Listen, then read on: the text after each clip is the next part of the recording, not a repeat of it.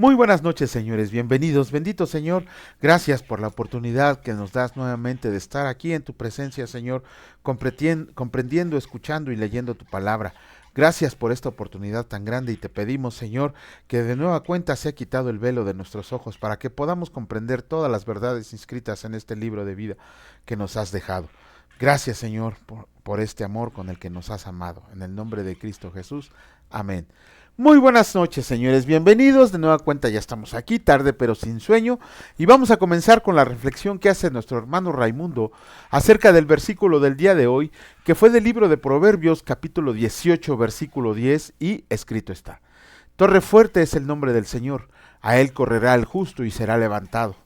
Cuando comprendemos en todo nuestro ser la magnitud de nuestros pecados e iniquidades, reconocemos que incluso muchos de nosotros ya no alcanzamos a resarcir el daño ocasionado por nuestras conductas equivocadas, y solo con el arrepentimiento genuino y la confesión audible de nuestras maldades, abrimos la puerta de la torre fuerte al decir: Señor Jesús, perdóname. Solo entonces podemos acercarnos al refugio de la casa de Dios para levantarnos reconociendo su grandiosa misericordia y empezar a revestirnos para dar testimonio de la bondad de su amor en nuestras vidas, llenando todo en todo, viviendo lo que escrito está. El que posee entendimiento ama su alma, el que guarda la inteligencia hallará el bien. Proverbios 19:8. Por eso se escribe el libro de Proverbios para la eternidad, a fin de conocer la sabiduría que da entendimiento para ser inteligentes. Aleluya. Bueno, esa es la reflexión de nuestro hermano Raimundo. Vamos a comenzar con la lectura. Iniciamos con el capítulo 18 del libro de Ezequiel y escrito está: El alma que peque morirá. Vino a mí palabra del Señor diciendo: ¿Qué piensan los que usan este refrán sobre la tierra de Israel que dice: los padres comieron las uvas agrias y los dientes de los hijos tienen la dentera? Vivo yo, dice Dios el Señor, que nunca más tendrán por qué usar este refrán en Israel. He aquí que todas las almas son mías, como el alma del Padre, así el alma del Hijo es mía. El alma que peque, esa morirá. Y el hombre que fuera justo e hiciera según el derecho y la justicia, que no comiera sobre los montes ni alzara sus ojos a los ídolos de la casa de Israel, ni viole a la mujer de su prójimo, ni se llegue a la mujer menstruosa, no oprimiera a ninguno, que al deudor devolviera su prenda, que no cometiera robo y que diera de su pan al hambriento, y cubra al desnudo con vestido, que no preste a interés ni tome usura, que de la maldad retrajera su mano e hiciera juicio verdadero entre hombre y hombre. En mis ordenanzas caminará y guardaré mis decretos para hacer rectamente, esto es, justo, éste vivirá, dice Dios el Señor. Mas si engendra hijo ladrón, derramador de sangre, o que haga alguna cosa de estas, que no haga las otras, sino que comiera sobre los montes, o viole la mujer de su prójimo, al pobre y menesteroso oprima, cometa robos, no devuelva la prenda, o alzare a sus ojos a los ídolos, se hiciera abominación, preste a interés y tome usura, ¿vivirá éste? No vivirá. Todas estas abominaciones hizo, de cierto morirá, su sangre será sobre él.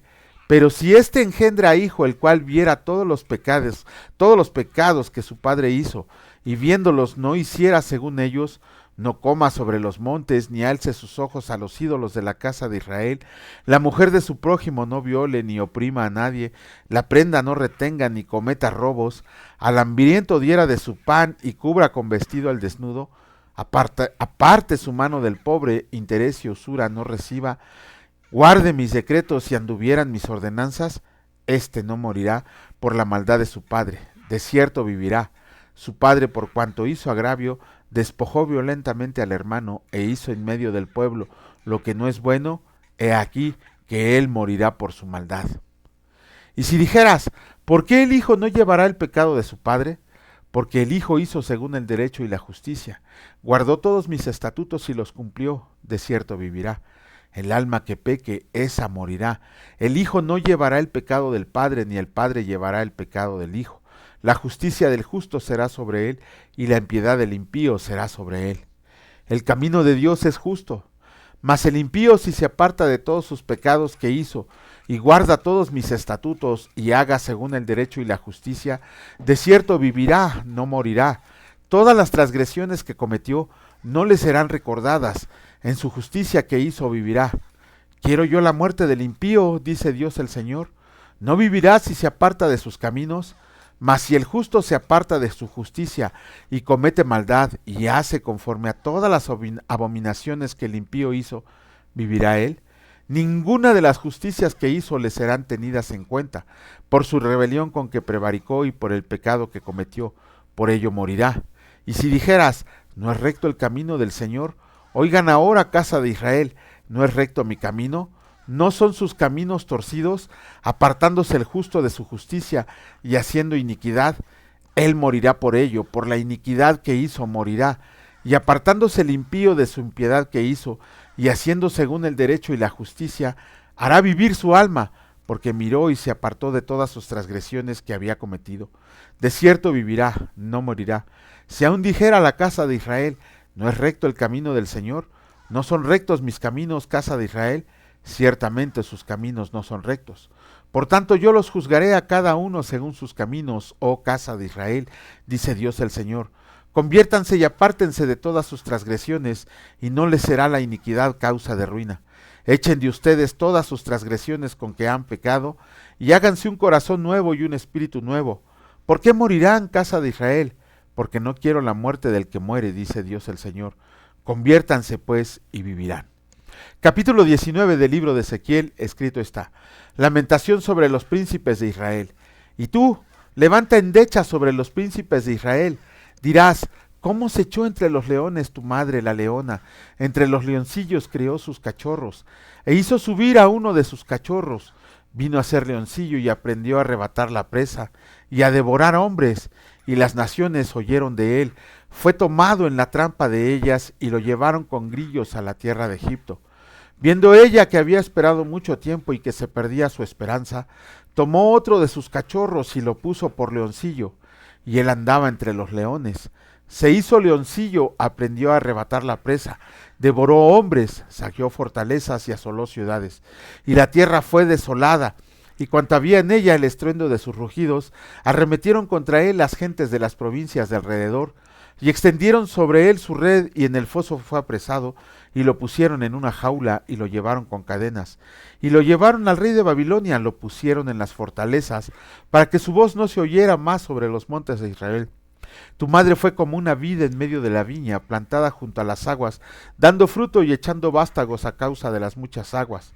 Y ella tuvo varas fuertes para cetros de reyes, y se elevó su estatura por encima entre las ramas, y fue vista por causa de su altura y la multitud de sus sarmientos, pero fue arrancada con ira, derribada en tierra, y el viento solano secó su fruto. Sus ramas fuertes fueron quebradas y se secaron. Las consumió el fuego, y ahora está plantada en el desierto, en tierra de sequedad y de aridez, y ha salido fuego de la vara de sus ramas, que ha consumido su fruto, y no ha quedado en ella vara fuerte para cetro de rey. Endecha es esta, y de endecha servirá. Con esto terminamos la lectura de los capítulos del libro de Ezequiel del día de hoy, cortitos. Pero vemos algo muy importante en el capítulo 18. Si nosotros recordamos en Levítico y en Deuteronomio, se nos recuerda que los hijos, los nietos y los bisnietos iban a cargar con los pecados de los padres. Imagínense eso, ¿no? Aunque un hijo, un nieto y un bisnieto se portaran bien, por decirlo así, siguiendo los estatutos del Señor, no los libraría del pecado a consecuencia de lo que habían hecho sus padres, por la desobediencia e idolatría de sus padres.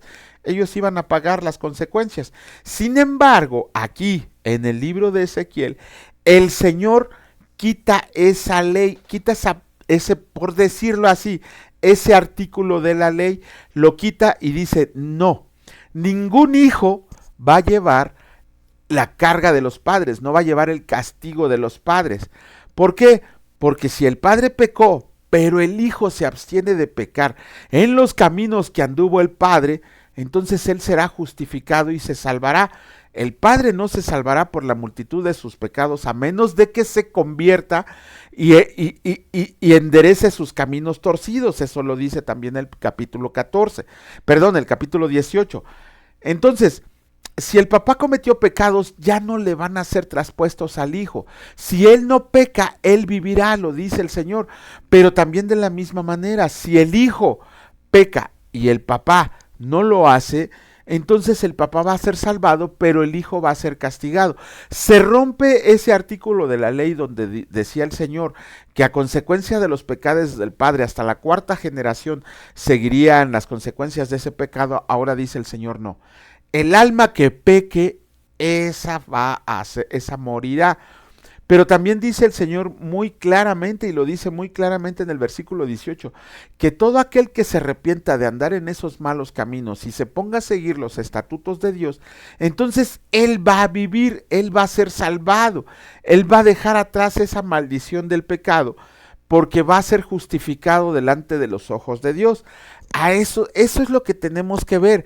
Ya nosotros, cada uno de nosotros es responsable de los pecados que cometamos. Ya no podemos decir, es que es el camino que me enseñó mi padre, es que es lo que hacía mi padre y yo lo sigo haciendo. Es lo que pasa muchas veces el día de hoy cuando ustedes le preguntan a una persona por qué prende veladoras, por qué adora imágenes, por qué adora figuritas de yeso, de metal, y les pregunta, ¿y por qué las adoras? ¿Por qué les rindes adoración que le deberías de rendir a Dios? Dice, es lo que me enseñaron mis padres. Entonces si tu papá estaba mal porque tu papá te lo enseñó, ¿tú vas a seguir mal? No, date cuenta de la palabra de Dios, porque ahora inclusive la tienes escrita para que la puedas leer y puedas ordenar tus caminos dejando atrás la idolatría del papá para centrarte en solamente adorar y alabar a nuestro Señor Jesucristo. Esa es la realidad del día de hoy. Si es que dice, es que esta es la costumbre que nos dejaron nuestros padres, sin preguntarse si sus padres tenían razón, si estaban mal o estaban bien, cuando por medio de la lectura de Dios, de la palabra de Dios, nos podemos comprender cuáles son esos pecados en que ellos cayeron. Digo, Israel lo dice claramente, todos los libros del Antiguo Testamento dicen de la idolatría, todas las cartas de Pablo hablan de la idolatría a imágenes y a figuras, y sin embargo lo siguen haciendo, porque claro, hay muchos a los que no les conviene que sea conocida la verdad. Entonces, si mis padres anduvieron en pecado, bueno, ellos van a tener la oportunidad de elegir el camino de salvación que les ofrece Jesucristo. Pero cada uno de nosotros personalmente debe de tomar la decisión si seguir a Jesucristo o seguir cometiendo los pecados de los padres. Creo que todos nosotros los que escuchamos esto sabemos que ya somos de Dios, que hemos tomado nuestra decisión de seguir al Señor Jesucristo por siempre y para siempre en la eternidad. Vamos a leer el capítulo número 4 de la carta de Santiago, y escrito está: la amistad con el mundo. ¿De dónde vienen las guerras y los pleitos entre ustedes? ¿No es de sus pasiones las cuales combaten en sus miembros? Codician y no tienen, matan y arden de envidia, y no pueden alcanzar, combaten y luchan, pero no tienen lo que desean porque no piden. Piden y no reciben, porque piden mal para gastar en sus deleites. Oh, almas adúlteras, ¿no saben que la amistad del mundo es enemistad contra Dios? Cualquiera pues que quiera ser amigo del mundo, se constituye enemigo de Dios. ¿O piensan que la Escritura dice en vano, el Espíritu que Él ha hecho morar en nosotros nos anhela celosamente? Pero Él da mayor gracia, por esto dice, Dios resiste a los soberbios y da gracia a los humildes. Sométanse pues a Dios, resistan al diablo y huirá de ustedes. Acérquense a Dios y Él se acercará a ustedes. Pecadores, limpian las manos, y ustedes los de doble ánimo, purifiquen sus corazones. Aflíjense y lamenten y lloren, su risa se convierta en lloro, su gozo en tristeza. Humíllense delante del Señor, y Él los exaltará. Juzgando al hermano. Hermanos, no murmuren los unos de los otros. El que murmura del hermano y juzga a su hermano, murmura de la ley y juzga la ley. Pero si tú juzgas a la ley, no eres hacedor de la ley, sino juez. Uno solo es el dador de la ley, que puede salvar y perder. Pero tú, ¿quién eres para que juzgues a otro? No se glorien del día de mañana. Veamos ahora los que dicen, hoy y mañana iremos a tal ciudad y estaremos allá un año, y traficaremos y ganaremos, cuando no saben lo que será mañana. Porque, ¿qué es su vida? Ciertamente es neblina que se aparece por un poco de tiempo y luego se desvanece. En lugar de lo cual deberías decir, si el Señor quiere, viviremos y haremos esto o aquello. Pero ahora se jactan en sus soberbias. Toda jactancia semejante es mala, y al que sabe hacer lo bueno y no lo hace, le es pecado. ¡Wow! Bueno, aquí vemos cómo el Señor claramente nos dice, piden y no se les da porque no saben pedir. Generalmente nuestras oraciones y sobre todo en esas cochinas iglesias de la prosperidad y de los milagros y todo eso, les enseñan a pedir a Dios para sus propios deleites, para su propia carne. Dios, te pido que me des un carro, un trabajo, una casa. Dios, te pido que me multipliques lo que te estoy dando. Esas son tonterías porque estamos pidiendo para nosotros, no conforme a la voluntad de Dios. Nosotros tenemos que pedir que se haga la voluntad de Dios. Ya tenemos preparado los futuros shorts que vamos a hacer acerca del Padre Nuestro para comprender esa oración como el Señor Jesucristo nos las enseñó. Por eso, siempre que nosotros pidamos algo, debe de estar en concordancia la voluntad de Dios. Hay muchas personas de todas las religiones que repiten como loritos el Padre Nuestro, cuando Jesucristo no lo repitió ninguna sola vez. Lo hemos llenado de palabras vacías, de palabras huecas, nuestras oraciones, pidiendo dame, dame, dame, dame. ¿Y cuándo pedimos por los intereses de Dios? ¿Cuándo pedimos que su reino se establezca? ¿Cuándo pedimos que su voluntad se haga? ¿Cuándo pedimos que los intereses de Él estén primero que los de nosotros? Si la palabra de Dios nos enseña que Él ya sabe de lo que tenemos necesidad, ¿por qué entonces tendríamos que estarle pidiendo, dame a mí primero y después voy a ver si hago lo tuyo, ¿no? Después voy a ver si cumplo tu voluntad. No, siempre se debe de empezar una oración dándole la gloria y la honra a nuestro Dios Padre Todopoderoso. Siempre se debe de empezar una oración exaltándolo a Él. Siempre se debe de empezar una oración poniendo los intereses de Dios primero que los nuestros. Y ya un poquito más allá de la mitad de la oración, se nos permite hacer nuestras oraciones, pero que estén conforme a la voluntad de Dios. Y terminamos exaltando a Dios. La oración muchas veces cuando estamos enfermos, cuando estamos en tribulaciones es, ay Señor, perdóname, yo soy tu hijo, dame lo que necesito, provéeme, bendíceme y todo esto. Cuando siempre nosotros debemos de regocijarnos en cada pueblo. Gracias, Señor, porque por medio de esta prueba sé que tengo que comprender todo aquello que tú has establecido para mí. Permíteme y dame fuerza para seguir adelante, pero siempre, Señor, que sea tu propósito y tu voluntad la que se cumpla. No oró Jesucristo de esa manera, Señor, yo te pido que pase de mí esta copa, pero que se haga tu voluntad y no la mía. Señor, sabes que estoy necesitado, sabes que estoy afligido, sabes que estoy pasando por muchos problemas económicos, pero yo sé, Señor, que tú me darás todo lo necesario para seguir adelante. Y pase lo que pase, mi lealtad nunca cambiará. Mi obediencia nunca cambiará, mi gozo delante de ti nunca cambiará. Eso es lo que tenemos que decir en una oración, no estar repitiendo palabras vanas, no estar repitiendo como loritos, no estar pidiendo para mí, para mis deseos, sino debemos de pedir para la gloria del reino de Dios. Y ahora también aquí nos dice que muchas veces también nosotros casi al acostarnos o a levantarnos decimos, yo hoy tengo un día muy pesado en el trabajo, tengo que hacer esto, tengo que hacer aquello, tengo que visitar a aquel, tengo que hacer tantas cosas, tengo que cumplir con este trabajo, tengo que hacer aquello. Y sin embargo, son pocos de verdad, pocos los cristianos que ante cualquier cosa decimos, si el Señor lo quiere o si el Señor lo permite. Ajá. Siempre todo nuestro día debe de ser, todo nuestro trabajo debe de ser si el Señor quiere, si el Señor lo permite. ¿Por qué? Porque así estamos demostrándole al Señor que dependemos y confiamos en Él totalmente para que se haga conforme a su voluntad. De hecho, este capítulo 4 es muy bueno porque nos enseña cómo debemos de hacer nuestras oraciones.